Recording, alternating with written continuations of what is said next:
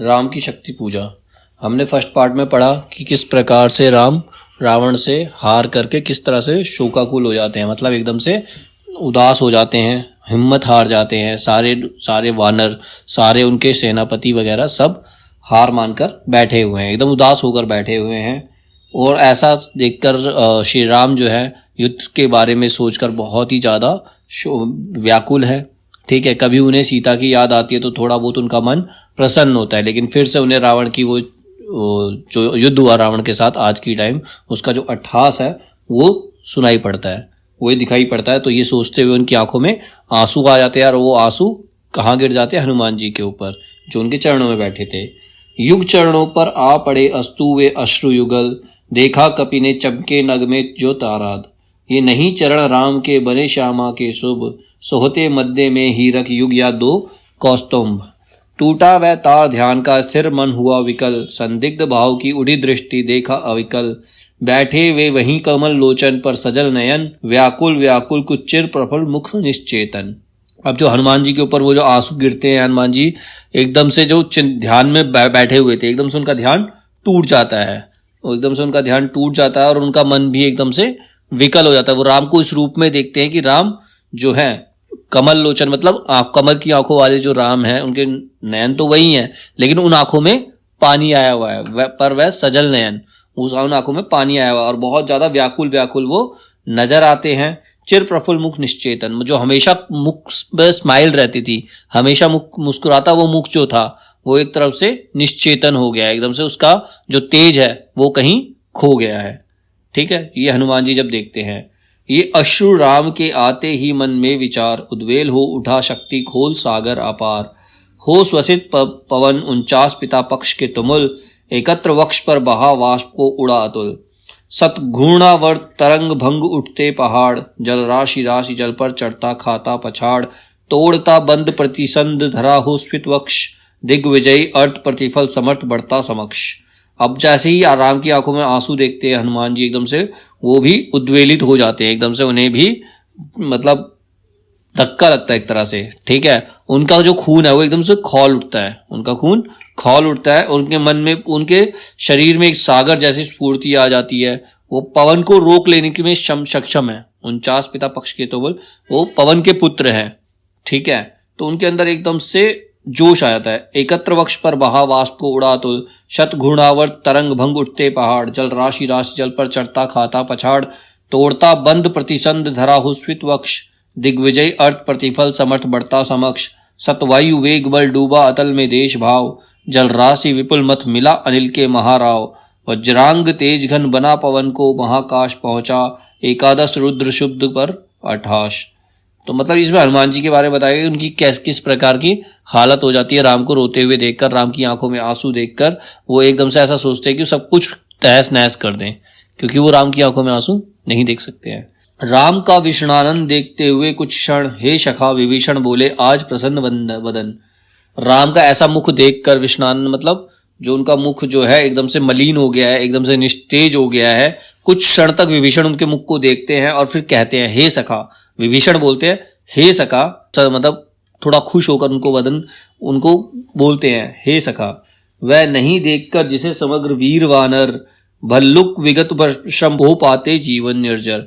ये तुम्हारा चेहरा ही है जिसे देख करके, ये आपका चेहरा है जिसे देखकर इन वानरों को शक्ति मिलती है, जिसे देखकर इन वानरों को उत्साह मिलता है। ये आपका ही जो चेहरा उसी को देखकर है, उसी से इनको जोश आता है। रघुवीर तीर वह तृण में है रक्षित। कहता है रघुवीर आपके तृण मतलब तूण, मतलब वही है जो तुनीर होता है जिसके अंदर तीर रखे जाते हैं, जो कमर पे बांधा होता है। तो उसके अंदर आज भी वो सारे तीर रक्षित है जिससे आपने बड़े बड़े राक्षसों का वध किया है। वो सारे तीर आज भी आपके तुनीर में है वही वक्ष रण कुशल हस्त बल वही अमित। आपके जो हाथ है रण कुशल, मतलब लड़ाई, मतलब रण को, युद्ध को जीतने के लिए जो कुशल हस्त है वो आज भी आपके साथ ही हैं। ठीक है, और आपके अंदर वही बल आज भी है वही सुमित्रानंदन मेघनाद चित्रण। आपके साथ आज भी वही लक्ष्मण है जिसने मेघनाथ को पराजित करके उसका वध किया।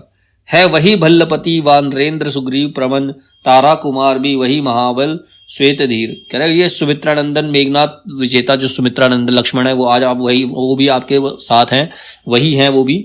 और भल्लपति, भल्लपति मतलब भालुओं का सेना ना, भालुओं के राजा जामवंत भी आज वहीं आपके साथ हैं। वानरेंद्र सुग्रीव प्रवन, वानरेंद्र मतलब वानरों के राजा, वानरेंद्र मतलब नरेंद्र मतलब राजा होता है, वानरेंद्र मतलब वानरों के राजा सुग्रीव, ये वही वानरों के राजा सुग्रीव हैं जो आज भी आपके साथ हैं। तारा कुमार भी वही महाबल श्वेत धीर, तारा कुमार कहा गया है अंगद को क्योंकि उनकी माता का नाम तारा था, पिता का नाम बाली था, माता का नाम तारा था, इसीलिए उन्हें अंगद को तारा कुमार के नाम से बुलाया है। तो वो तारा कुमार जो सबसे बलशाली और बुद्धिशाली तारा कुमार अंगद है, वो भी आज आपके साथ ही खड़े हैं। अप्रतिभट्ट वही एक अर्बुद रब सम महावीर, और सबसे महावीर, सबसे ज्यादा बलशाली और सबसे ज्यादा ताकतवर महावीर मतलब हनुमान जी आपके साथ खड़े हुए हैं। है वही दक्ष सेना नायक वही समर, आपके पास सारे जो सेना नायक है वो दक्ष है, दक्ष मतलब पूरी तरह से ट्रेंड है, अच्छे सेना नायक आपके पास है। और ये युद्ध भी वही है जहां आप विजय प्राप्त कर रहे थे, ये युद्ध जब बदला नहीं है, अभी वही युद्ध है जिसमें आपने विजय प्राप्त की अभी तक। फिर कैसे असमय हुआ उदय या भाव प्रहर, फिर आपके मन में ऐसा भाव क्यों आ रहा है, अचानक से ये भाव क्यों आ गया आपके मन में, आपका जो चेहरा है वह इतना निस्तेज कैसे हो गया, आप व्याकुल क्यों हो, ऐसा कौन कह रहा है, विभीषण कह रहा है, श्री राम से कह रहा है, ठीक है।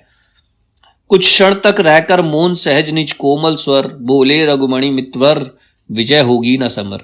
अब कुछ क्षण तो उन्होंने उनकी विभीषण की बातें सुनी, चुप रहे, और फिर बहुत कोमल से स्वर में बोले, श्री राम बहुत कोमल स्वर में बोले, हे मित्रवर अब ये युद्ध हमसे विजय नहीं होगा, इस युद्ध में हमें विजय प्राप्त नहीं होगी। क्यों नहीं होगी, यह नहीं रहा नर वानर का राक्षस से रण, उत्तरी पा मा शक्ति रावण के आमंत्रण, अन्याय जिधर है उधर शक्ति कहते चल चल चल।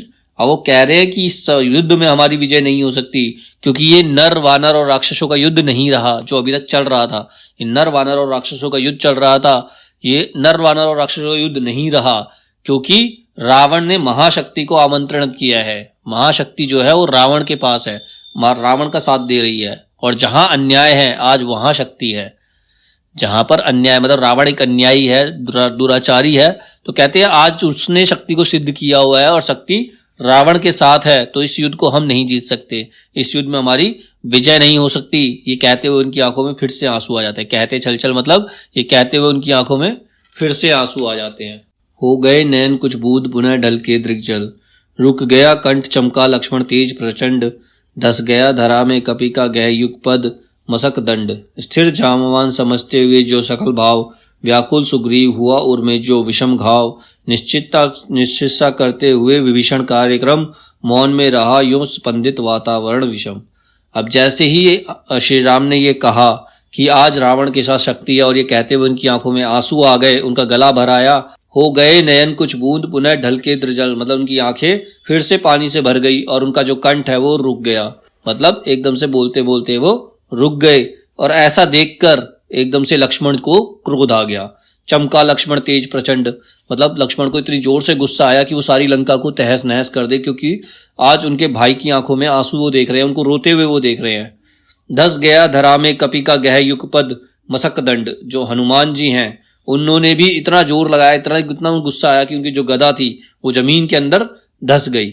स्थिर जामवान, जो स्थिर जामवान थे उनका भी जो दंड था मतलब भाला था वो भी जमीन में घुस गया। समझते जो शकल भाव, जामवान जो है बहुत स्थिर थे, बहुत बुद्धिमान थे, वो सबके भाव समझते हैं। व्याकुल सुग्रीव हुआ उर में जो विषम घाव, और ऐसा सुनकर सुग्रीव भी एकदम से व्याकुल हो गए, ऐसा लगा जैसे उनके हृदय में बहुत गहरा घात लगा हो, बहुत गहरा घाव लग गया हो जो ठीक नहीं हो सकता। निश्चित सा करते हुए विभीषण कार्यक्रम, लेकिन विभीषण सबको समझाने की कोशिश कर रहे हैं, कल के युद्ध की तैयारी करने के लिए उन्हें उकसा रहे हैं, उनको बोल रहे हैं। अब सब मौन है, कोई कुछ कह नहीं रहा, मतलब सब अपने अपने इमोशंस दिखा रहे हैं, सब अपने अपने इमोशंस दिखा रहे हैं, कोई कुछ बोल नहीं रहा।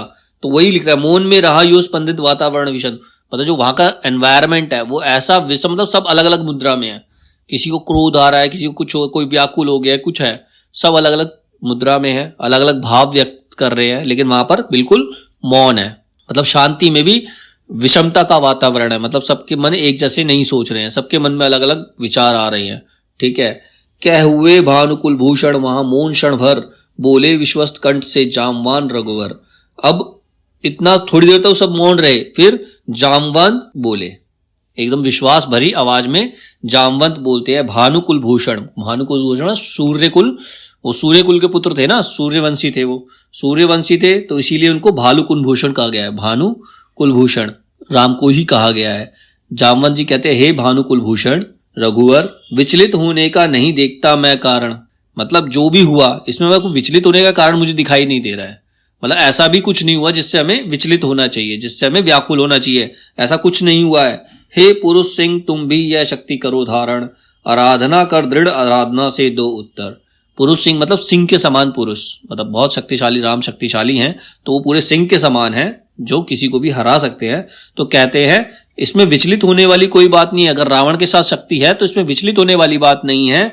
आपको भी शक्ति को सिद्ध करना होगा, आप भी शक्ति को धारण करो। आराधना का उत्तर आराधना से दो। जैसे रावण ने आराधना करके शक्ति को सिद्ध किया है, वैसे आप भी आराधना करके शक्ति को सिद्ध कर सकते हो। तुम वरो विजय संयत प्राणों से प्राण पर, रावण अशुद्ध होकर भी यदि कर सकता त्रस्त, तो निश्चय तुम हो सिद्ध करोगे उसे ध्वस्त। शक्ति की करो मौलिक कल्पना करो पूजन, छोड़ दो समर जब तक ना सिद्धि हो रघुनंदन। अब जामवंत जी उन्हें कहते हैं कि रावण की आराधना का उत्तर आप आराधना से ही दो।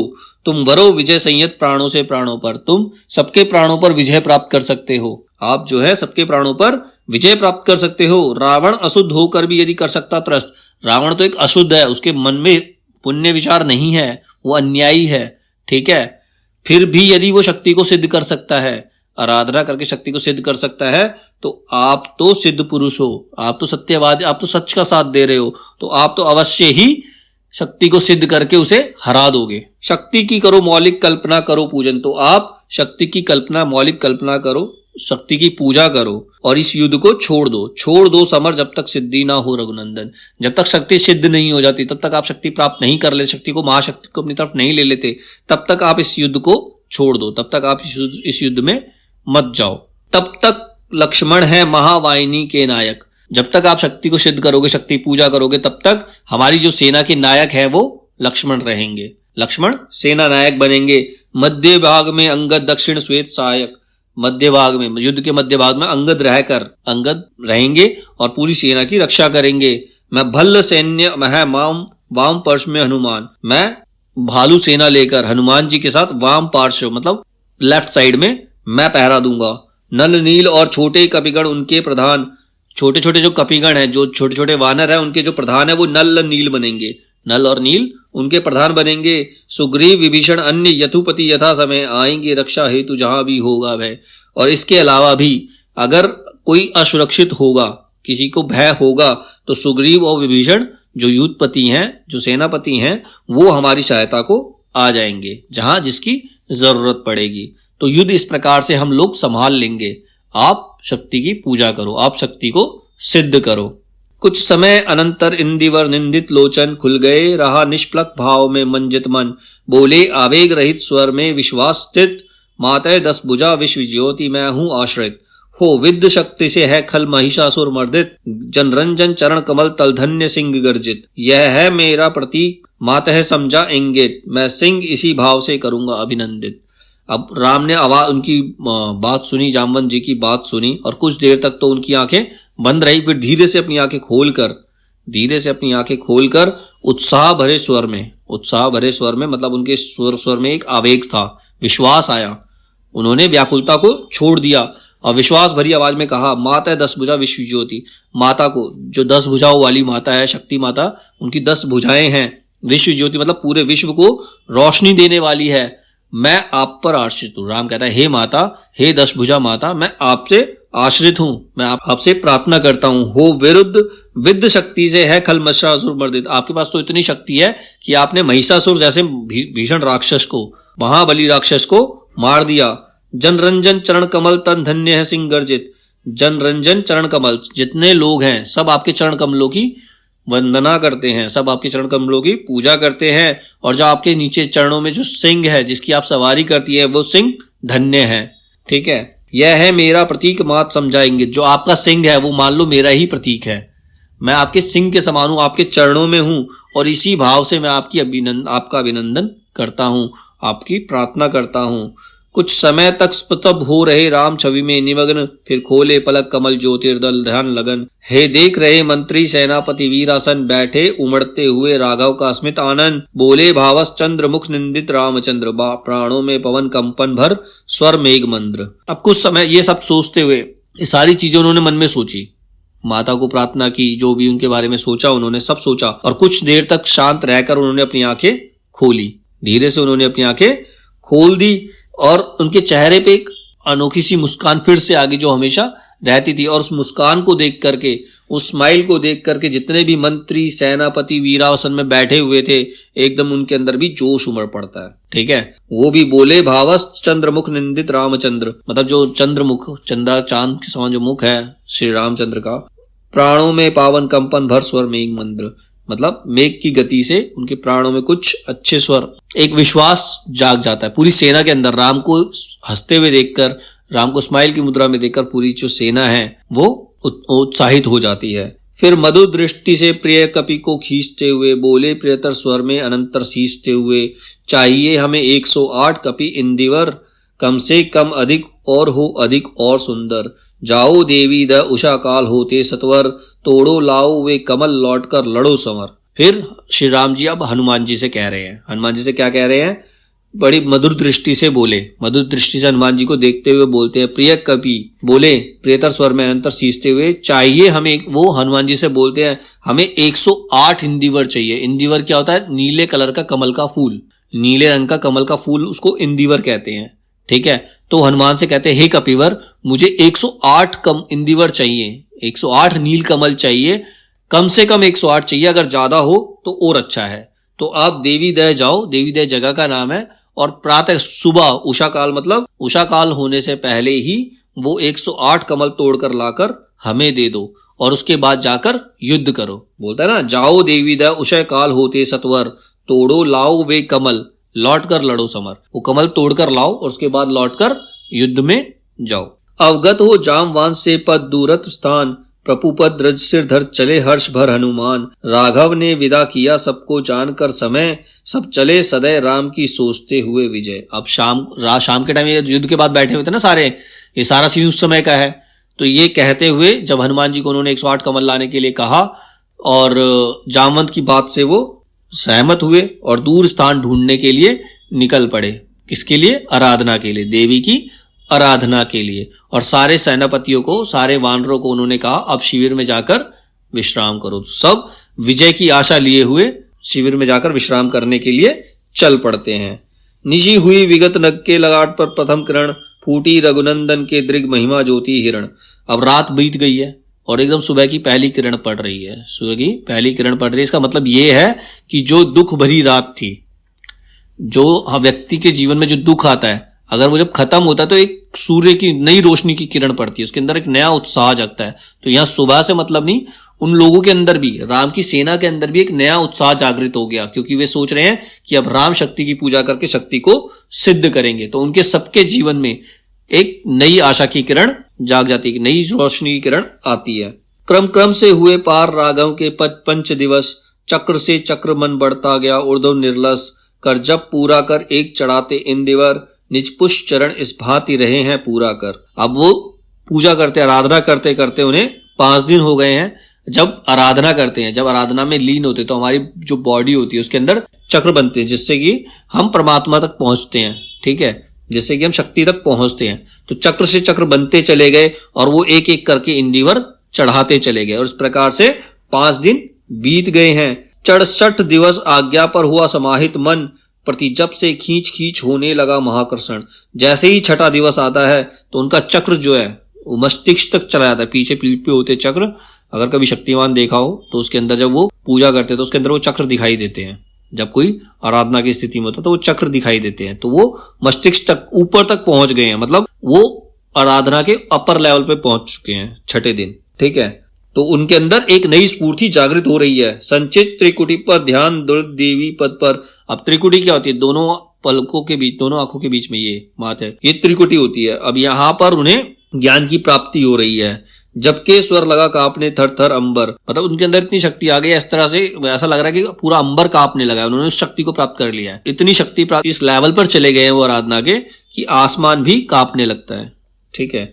8वां दिवस मन ध्यान युक्त चढ़ता ऊपर, अब 8वां दिन आ गया है, 8वें दिन वो बिल्कुल टॉप पर चले गए हैं। कर गया अतिक्रम ब्रह्म हरिशंकर का स्तर, हो गया विजित ब्रह्मांड पूर्ण देवता स्तंभ, मतलब वो ब्रह्मा विष्णु महेश, तीन होते ना, ब्रह्मा विष्णु महेश, ब्रह्मा हरि शंकर। ठीक है। तो इन तीनों से भी ऊपर चले गए हैं वो, मतलब आराधना के उस लेवल पे चले गए जहां इन तीनों से भी वो ऊपर चले गए। उन्होंने पूरे ब्रह्मांड को, पूरे यूनिवर्स को विजय कर लिया है, पूरी यूनिवर्स पे विजय प्राप्त कर ली है। और ये देखकर देवता भी स्तब्ध है, क्योंकि वो लेवल पर देवता भी कभी नहीं पहुंच सकते। हो गए दग्ध जीवन के तब में समार शब्द, रह गया एक इंदिवर मन देखता पार, प्राय करने को हुआ दुर्ग जो सहस्रार, दवी प्रहर रात्रि साकार हुई दुर्गा छिपकर, हंस उठा ले गई पूजा का प्रिय इंदिवर। अब जैसे ही आखिरी इंदिवर बचता है, आखिरी नीलकमल बचा है, अब वो आखिरी नीलकमल चढ़ाते ही उनकी आराधना पूर्ण हो जाएगी और देवी को उन्हें दर्शन देने पड़ेंगे, देवी को उनका साथ देना पड़ेगा, वो शक्ति को सिद्ध कर लेंगे। लेकिन शक्ति अभी भी उनकी परीक्षा लेना चाहती है, शक्ति अभी भी उनकी परीक्षा लेना चाहती है कि वो इस शक्ति के काबिल हैं भी या नहीं। ठीक है। तो क्या करती हैं, रात्रि के दूसरे पहर में दुर्गा प्रकट होती हैं और चुपके से राम का वो जो आखिरी कमल का फूल है उसको उठाकर ले जाती हैं। यह अंतिम जप ध्यान में देखते चरण युगल, राम ने बढ़ाया कर लेने को नील कमल। अब ये अंतिम जप, अंतिम मंत्र पढ़ते हुए राम ने जैसे ही अपना हाथ उस फूल को उठाने के लिए बढ़ाया, कुछ लगा ना हाथ हुआ सहसा स्थिर मन चंचल। जब हाथ में कुछ नहीं आया तो जो मन का, उनका जो मन स्थिर आराधना में लगा हुआ था वो भी एकदम से चंचल उठ, मतलब एकदम से उसके अंदर अचानक से उनके अंदर व्याकुलता आ गई कि मेरी जो शक्ति है, मेरी जो आराधना है वो इनकम्प्लीट रह गई है, वो पूरी नहीं हो पाई है। ध्यान की भूमि से उतरे खोल पलक विमल, अब एकदम वो जो ध्यान में बहुत ऊपर तक जा चुके थे, एकदम ध्यान से वो नीचे उतरे, उठे नहीं, ध्यान से उतरे, उन्होंने आंखें खोली, देखा वह रिक्त स्थान यह जब का पूर्ण समय, आसन छोड़ा असिद्धि भर गए नयन द्वय। जब उन्होंने खाली देखा, उस जगह को खाली देखा, वहां पर पुष्प को नहीं देखा, तो उनका जो जप था वो जो, मतलब जो भी था, उनकी आंखों से आंसू बहने लगे और उन्हें लगने लगा कि उनकी जो आराधना है वो असफल हो गई है। फिर वो व्याकुलता में कहते हैं, दिग जीवन को जो पाता ही आया विरोध, दिग साधन जिसके लिए सदा ही किया शोध, जानकी हाय उद्धार प्रिया का हो न सका। कह रहा मेरे को जीवन भर मैंने दुख ही देखे हैं, जीवन भर मैंने दुख देखे, जीवन भर मैंने परिश्रम किया है, जीवन भर मैंने मुसीबतों को पार किया, और जिस साधना को प्राप्त करने के लिए, जिस शक्ति को प्राप्त करने के लिए मैंने इतने साधन जुटाए, वो सारे साधन अब व्यर्थ हो गए हैं, उन साधन का कोई काम नहीं रहा। और जानकी कहते सीता को, हे सीता मैं तुम्हारा उद्धार नहीं करा सका, क्योंकि मेरी जो आराधना है वो असफल हो गई है, तो वो रावण को नहीं हरा सकते। तो सीता से कहते हैं उद्वेलित होकर, व्याकुल होकर, जानकी हाय उद्धार प्रिया का हो ना सका, वह एक और मन रहा राम का जो न थका। अब इतना होते हुए भी राम का मन, राम अंदर से हार नहीं माने। इंसान के अंदर दो मन होते हैं ना, एक मन तो हार मान गया, लेकिन जो उनका दूसरा मन वो कहता है नहीं अभी मैं नहीं हारा। ये हर व्यक्ति के पास होता है, हर व्यक्ति। क्या होता है जब आखिरी समय पर कोई भी हम काम करते हैं, आखिरी समय पर क्या होता है, जब हमसे वो नहीं होता, हम उसका कुछ ना कुछ उपाय ढूंढने की कोशिश करते हैं कि अगर ये नहीं हुआ तो इसके अल्टरनेट में हम क्या करेंगे, अगर ये काम नहीं हुआ तो अल्टरनेट में क्या करेंगे। हर व्यक्ति यही सोचता है। तो वो उसका दूसरा मन होता है जो उसे हारने नहीं देता, वो व्यक्ति का दूसरा मन होता है जो हारने की सिचुएशन में भी उसे हारने नहीं देता। तो श्री राम के मन में भी यही बात आती है कि मैं अभी हारा नहीं हूं। वह एक और मन रहा राम का जो न थका, जो नहीं जानता दैन्य नहीं जानता विनय। जिस मन में ना तो कोई दीनता है, ना वो किसी से विनय करते हैं, वो अपने आप में एक अलग ही है। ठीक है। कर गया भेद वह माया वर्ण प्राप्त कर जय, बुद्धि के दुर्ग पहुंचा विद्युत गति हत चेतन। राम में जगी स्मृति हुए सजग का भाव मन प्रमन, यह है उपाय कह उठे राम जो मंद्रित घन। अब ये सोचते हुए एकदम से राम के मन में एक आइडिया आता है, राम के मन में एक विचार आता है और एकदम से वो प्रसन्न हो जाते हैं। क्यों प्रसन्न हो जाते हैं? कहती थी माता मुझे सदा राजीव नयन। मेरी माता जो थी मुझे हमेशा कमल के समान नयनों वाला कहती थी। राजीव का मतलब भी कमल होता है, मुझे राजीव नयन कहती थी, यानी कि मेरी आंखें जो है वो कमल के समान है, ऐसा मेरी माता मुझे कहा करती थी। दो नील कमल है शेष अभी यह पुष्प चरण। कह रहा है इस आराधना को पूरा करने के लिए मेरे पास अभी भी दो कमल के फूल है, मेरी दो आंखें हैं जिसे मेरी माँ कमल के फूल के बराबर बताती थी, समान बताती थी। तो मेरे पास 2 कमल के फूल हैं और मुझे तो एक ही कमल के फूल की आवश्यकता है, तो मैं अपनी आराधना को संपूर्ण कर सकता हूँ, कंप्लीट कर सकता हूँ, पूरा करता हूँ देकर माता एक नयन। हे माता शक्ति, मैं अपनी आराधना को एक अपनी आंख दे करके, एक आंख अपनी आंख आपके चरणों में चढ़ा करके मैं अपनी आराधना को पूर्ण करता हूँ। कहकर देखा तृण भ्रमशर रहा झलक। फिर ऐसा कहते हुए उन्होंने अपने तृण की तरफ देखा जिसके अंदर एक ब्रह्मास्त्र दूर से ही चमक रहा है। ले लिया हस्त लक लक करता वह महाफलक। लक लक मतलब जो चमक होती है, तीर की चमकते हुए तीर को उन्होंने अपने हाथ से पकड़ लिया, उन्होंने अपने हाथ में उठा लिया। ले अस्त्र वाम पर दक्षिण लोचन, मतलब उल्टे हाथ से उन्होंने अस्त्र उठाया और अपनी सीधी आंख को सीधे हाथ से खोला और उस तीर से अपनी आंख निकालने के लिए वो तत्पर हो गए कि मैं अब अपनी आंखें निकाल करके, अपनी इस आंख को निकाल करके देवी की आराधना को पूर्ण कर दूंगा। जिस क्षण बंद गया भेदने को दृढ़ निश्चय, कापा ब्रह्मांड हुआ देवी का तुरंत दे। मतलब जैसे ही देवी को लगा कि अब ये अपनी आंखें निकाल लेंगे, ये अपनी आंख निकालकर देवी को चढ़ा देंगे, उस समय देवी का जो हृदय था वो एकदम से पिघल गया और देवी प्रकट हो जाती है। देवी प्रकट होती है। साधु साधु साधक धीर, धर्म धन्य धन्य राम, कह लिया भगवती ने राघव का हस्त थाम। उसने कहा साधु बहुत अच्छे, राम बहुत अच्छे, तुम एक अच्छे साधक हो, तुम धीरवान साधक हो, तुमने हार नहीं मानी, तुम धर्म धन, तुम्हारे पास धर्म का धन है, तो तुम राम तुम धन्य हो। ये कहते हुए भगवती ने, शक्ति ने उनके हाथ को पकड़ लिया जिस हाथ से वो अपनी आंखें निकालने जा रहे थे। देखा राम ने सामने श्री दुर्गा भास्वर, वाम पद असुर स्कंद पर रहा दक्षिण हरि पर, ज्योतिर्मय रूम हस्त 10 विविध अस्त्र सज्जित, मंद स्मित मुख लख हुई विश्व की श्री लज्जित। अब जैसे ही राम ने दुर्गा को अपने सामने देखा तो उनके रूप का वर्णन किया गया है। वाम पद असुर स्कंद कर, उन जो उल्टा पैर है वो एक असुर के कंधे के ऊपर है, रहा दक्षिण हरि पर, और जो सीधा पैर है वो शिव जी के ऊपर है। ज्योतिर्मय रूप हस्त 10 विविध अस्त्र सज्जित, उनका जो मुख है वो ज्योति के समान है, चमक रहा है, और उनके 10 हाथों के अंदर अस्त्र सजे हुए हैं। उनके 10 हाथ हैं, 10 हाथों में सारे अस्त्र शस्त्र हैं। मंद स्मित मुख, मंद स्मित मुख मतलब उनके मुख पर धीमी सी हल्की सी स्माइल है। लख हुई विश्व की श्री लज्जित, ऐसा रूप देख करके सारे विश्व की श्री जो है वो भी लज्जित हो जाती है, वो भी उनके सामने कुछ नहीं है। दक्षिण में लक्ष्मी सरस्वती वाम भाग, उनके दक्षिण में मतलब सीधे उनके दाईं तरफ, सीधे हाथ की तरफ लक्ष्मी जी हैं तो बाईं तरफ सरस्वती जी हैं। लक्ष्मी धन की देवी और सरस्वती ज्ञान की देवी हैं। दक्षिण गणेश कार्तिक बाय रण रंग राग, उनके दक्षिण उनके दाहिनी तरफ गणेश जी हैं और बाईं तरफ और बाएं तरफ जो है वो कार्तिकेय हैं। कार्तिकेय शिव जी और पार्वती के पुत्र ही हैं, ठीक है, तो कार्तिकेय हैं। मस्तक पर शंकर पदम पदो श्रद्धा भर, और उनके मस्तक पर शंकर जी विराजमान है, ठीक है। श्री राघव हुए प्रणद मंद स्वर वंदन कर, और ऐसा रूप देखकर जो श्री राम है वो वंदना करते हैं, बहुत धीमे स्वर में उनकी वंदना करते हैं। होगी जय हे पुरुषोत्तम नवीन, कह मां शक्ति राम के वदन में हुई लीन। और ऐसा देखकर जब रावण ने उनकी वंदना की, राम ने उनकी वंदना की, तो देवी शक्ति बोलती है हे राम, हे पुरुषोत्तम नवीन, सबसे पुरुषोत्तम मतलब पुरुषों में उत्तम, सबसे उत्तम पुरुष, तुम्हारी ही विजय होगी। और इतना कहकर महाशक्ति जो है राम के वदन में लीन हो जाती है, राम के अंदर समा जाती है। तो ये है राम की शक्ति पूजा, ठीक है। इसके बाद इनकी अगली कविता करेंगे सरोज स्मृति, जो कि एक शोक गीत है, वो भी एक लंबी कविता है।